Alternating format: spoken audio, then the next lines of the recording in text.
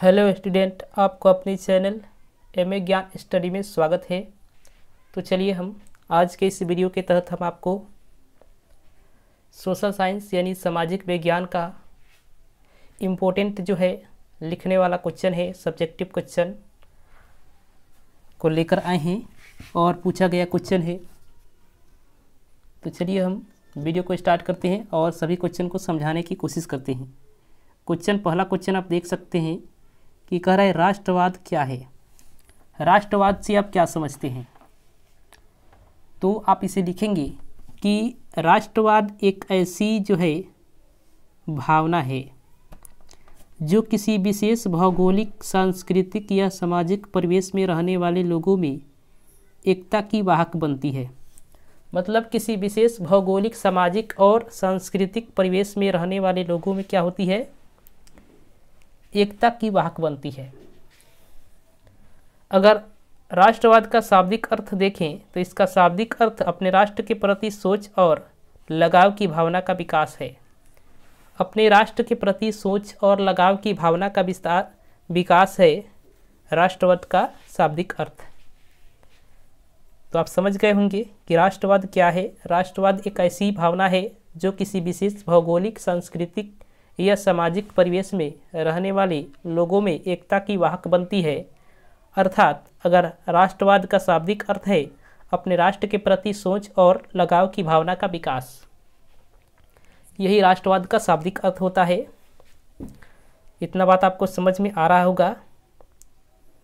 चलिए अगला क्वेश्चन है कि रॉलेट एक्ट से आप क्या समझते हैं? यहाँ रॉलेट ही लिखेंगे तो ठीक रहेगा। क्या समझते हैं आप, पूछ रहा है। तो आप लिखेंगे कि भारत में बढ़ती हुई राष्ट्रवादी घटनाओं एवं असंतोष को दबाने के लिए सन 1919 में रॉलेट एक्ट जो है लाया गया था। रॉलेट एक्ट जो है सन 1919 में जो है अंग्रेज़ों के द्वारा लगाया गया था, जिसके अंतर्गत क्या होता था? सरकार किसी भी व्यक्ति को बिना किसी साक्ष्य एवं वारंट के गिरफ्तार कर सकती थी। बिना किसी साक्ष्य और बिना किसी वारंट के क्या कर सकती थी? गिरफ्तार कर सकती थी। मतलब इसको कहा जाता था काला कानून। काला कानून के नाम से इसे ही जाना जाता था। इस अधिनियम के अंतर्गत एक विशेष न्यायालय के गठन का प्रावधान था, जिसके निर्णय के विरुद्ध कोई भी अपील नहीं की जा सकती थी। मतलब क्या होता था कि बिना किसी साक्ष्य और बिना किसी प्रमाण के किसी भी व्यक्ति को गिरफ्तार कर लिया जाता था। और इसमें क्या होता था कि आप कहीं भी किसी भी न्यायालय में इसके खिलाफ, इसके जो है गिरफ्तार किए गए व्यक्ति के साक्ष्य आप नहीं प्रदर्शित कर सकते थे, नहीं दे सकते थे, अपील नहीं कर सकते थे। यानी इस प्रकार से प्रावधान किया गया था। इसमें बहुत ही क्रूर कानून था। इसे काला कानून के नाम से भी जाना जाता है। तो इतना बात आपको लिखना है परीक्षा में। चलिए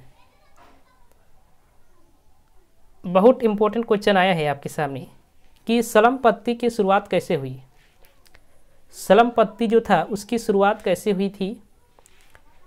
तो लिखेंगे आंसर में कि छोटे, गंदे और अस्वास्थ्यकर स्थानों में जहां फैक्ट्री मजदूर निवास करते थे, वैसे आवासीय स्थलों को स्लम कहा जाता है। छोटे, गंदे और अस्वास्थ्यकर स्थानों में जहां फैक्ट्री मजदूर निवास करते हैं, वैसे आवासीय स्थलों को क्या कहा जाता है? स्लम कहा जाता है। यह औद्योगिकीकरण के फलस्वरूप बड़े बड़े कारखाने स्थापित हुए, जिसमें काम करने के लिए बड़ी संख्या में गांवों से मजदूर क्या हुए? पहुंचने लगे।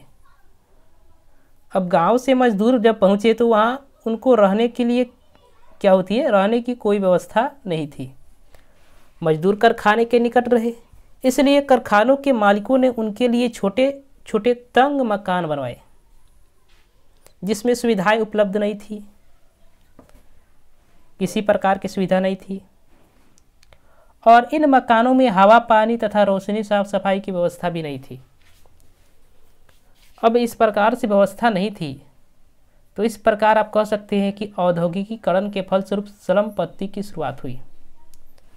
तो आप समझ सकते हैं इसी प्रकार से लिखेंगे कि औद्योगिकीकरण जब हुआ था, उद्योग स्थापित किए जा रहे थे नए नए, उस समय गांव से मजदूर क्या हुए कि शहरों में जाने लगे वहाँ काम करने के लिए। बहुत अधिक संख्या में मजदूर चले गए। अब इन मजदूरों को रहने के लिए किसी प्रकार की कोई व्यवस्था नहीं थी। अब व्यवस्था नहीं थी तो मजदूर क्या हुए कि कारखाने के निकट ही रहने लगे। तो अब क्या हुआ कि कारखाने के मालिक ने देखा कि ये निकट रह रहे हैं कारखाने के, तो उसके मालिक ने छोटे छोटे इनके लिए क्या किया, मकान बनवा दिया। अब इन मकानों में किसी प्रकार की कोई सुविधा नहीं था, इसमें हवा, पानी और जो है साफ सफाई की व्यवस्था नहीं थी। तो इस प्रकार से मजदूर बीमार पड़ने लगे। तो आप कह सकते हैं लास्ट में कि इस प्रकार से हम कह सकते हैं कि औद्योगिकीकरण के फलस्वरूप क्या हुआ, संपत्ति की शुरुआत हुई। इतना बात आपको लिखना है। चलिए अगला क्वेश्चन है कि गैरीबोल्डी की कार्यों की चर्चा करें। गैरीबोल्डी जो था इटली के एकीकरण में बहुत महत्वपूर्ण भूमिका निभाया था, उसके कार्यों की चर्चा करना ही यह है कि गैरीबोल्डी के जो था इटली के एकीकरण के में गैरीबोल्डी का काफ़ी महत्वपूर्ण योगदान था।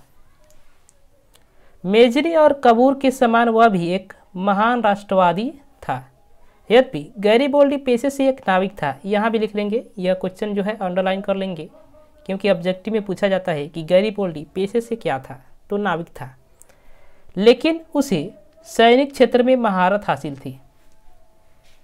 भले वह एक नाविक था, उसने सैनिक क्षेत्र में महारत हासिल कर ली और थी उसको। अब क्रांतिकारी गतिविधियों में भाग लेने के कारण उसे मृत्युदंड की सजा सुनाई गई, परंतु वह भागकर विदेश चला गया। उसे सैनिक क्षेत्र में क्या थी, महारत हासिल थी। अब क्या हुआ कि विभिन्न प्रकार की क्रांतिकारी गतिविधि हो रही थी, उसमें भाग ले रहा था। अब लेने के फलस्वरूप क्या होता था कि सरकार उसको मृत्युदंड की सजा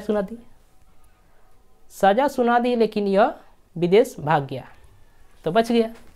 फिर 1848 ईस्वी में वह इटली वापस आकर सशस्त्र युवकों की एक टुकड़ी लाल सेना का गठन किया। लाल सेना का उसने गठन किया। उसने अपने सैनिकों को लेकर इटली के प्रांत सिसिली और नेपल्स पर आक्रमण किए और गैरीबोल्डी युद्ध की नीति में विश्वास करता था। इस प्रकार से इसका योगदान था। यहाँ क्वेश्चन है 2 नंबर का, इसलिए ज़्यादा नहीं लिखेंगे, इतना ही लिखेंगे, आपको पूरा नंबर मिलेगा। तो आप समझ सकते हैं बहुत इंपॉर्टेंट क्वेश्चन था, तो आप देख सकते हैं। चलिए एक बार देख लीजिए और चलिए अगले क्वेश्चन की तरफ चलते हैं। अगला क्वेश्चन है कि भारतीय प्रेस की किन्हीं 3 विशेषताओं का वर्णन करें। भारतीय प्रेस जो था उसके किन्हीं 3 विशेषताओं का वर्णन करना है आपको। यह विशेषता लिखेंगे। भारतीय प्रेस की 3 विशेषताएं निम्नलिखित है। अब देखिए, यह ब्रिटिश सरकार के विरुद्ध भारतीयों की भावनाओं को एक रूप देने, उसकी नीति एवं शोषण के विरुद्ध जागृत लाने तथा देश प्रेम की भावना जागृत कर राष्ट्र निर्माण में इसने महत्वपूर्ण भूमिका का निर्वहन किया। मोटी बात आप समझ लेंगे कि ब्रिटिश सरकार मतलब जो अंग्रेजी सरकार थी जब भारत में, उस समय क्या हुआ कि भारतीय लोगों को जागरूक बनाया और उनका जो शोषण हो रहा था उसके विरुद्ध जो है जागरूक बनाया लोगों को, और क्या किया कि देश प्रेम की भावना जो थी उसको क्या किया, लोगों में डाला। ताकि जो है लोग जो है देश के लिए लड़ सके और आज़ादी की लड़ाई बहुत अच्छे से लड़ी जा सके। अब ये है अगला क्वेश्चन, अगला जो है पॉइंट, इसके द्वारा न्यायिक निर्णय में पक्षपात, धार्मिक एवं सामाजिक सुधार आंदोलन को बल मिला। मतलब क्या हुआ, सबको न्याय मिलने लगा। अगर मान लीजिए अन्याय मिला तो क्या किया जाता था, प्रेस के माध्यम से सभी लोगों के सामने बता दिया जाता था कि इसको अन्याय मिल गया। यहाँ जो है पक्षपात किया जाता था, वहाँ भी बता दिया जाता था। धार्मिक जो है और सामाजिक सुधार भी इस प्रकार से हो गई। इसने न केवल राष्ट्रवादी आंदोलन को एक नई दिशा दी, बल्कि भारत में शिक्षा को प्रोत्साहन दिया। यहाँ राष्ट्रवादी आंदोलन भी लोगों के सामने क्या हुआ, बहुत अच्छे से लोगों ने राष्ट्रवादी आंदोलन में भाग लेना शुरू कर दिया। और इसके साथ साथ इसने क्या किया,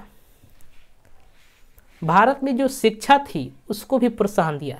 लोगों पहले क्या करते थे, लोग पढ़े लिखे नहीं होते थे, नहीं पढ़ते थे। आज़ादी के पहले बहुत लोग क्या होते थे, नहीं पढ़ते थे, इसी प्रकार अनपढ़ रह जाते थे। तो इस प्रकार से क्या होता था कि शिक्षा पर भी इन्होंने क्या किया, प्रेस ने बल दिया, जिससे लोग क्या है शिक्षा की तरफ भी भागने लगे, कुछ लोग आंदोलन की तरफ भागने लगे। इस प्रकार से आज़ादी मिली। तो इस प्रकार से हम कह सकते हैं प्रेस की महत्वपूर्ण भूमिका थी। तो चलिए दोस्तों, मुझे उम्मीद है कि यह क्वेश्चन आपको, सभी क्वेश्चन आपको बहुत अच्छे से समझ में आया होगा। तो चलिए हम अगले क्वेश्चन के साथ मिलते हैं अगले वीडियो में। तब तक के लिए धन्यवाद।